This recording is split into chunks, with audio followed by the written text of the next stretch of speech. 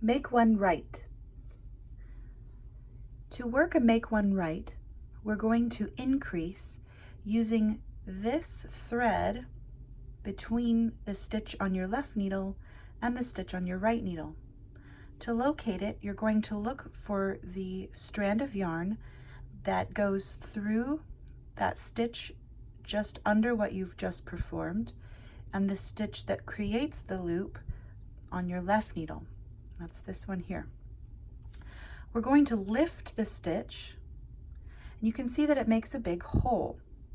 Now, in order to prevent that hole from staying a hole, we have to knit it in such a way that it tightens it down. With a make one right, we put the left side or the left leg of the stitch in the front of our needle. And then we knit through the front leg. And I like to take my index finger and pull on the back side of that yarn to give myself a little bit bigger hole to knit through for that stitch. That is a make one right. I'll show it again.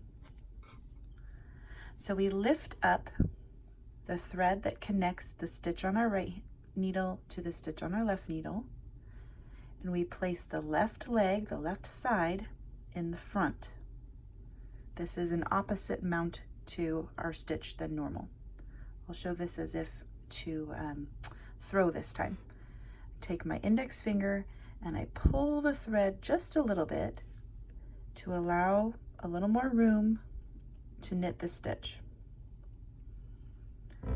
You should not be able to knit through that stitch easily.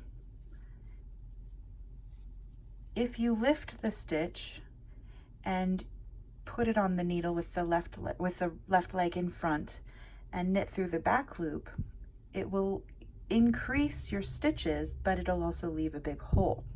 So with make one left or make one right, you always want to knit into this to the stitch in the more difficult way. So it shouldn't be easy to knit. It should feel tight.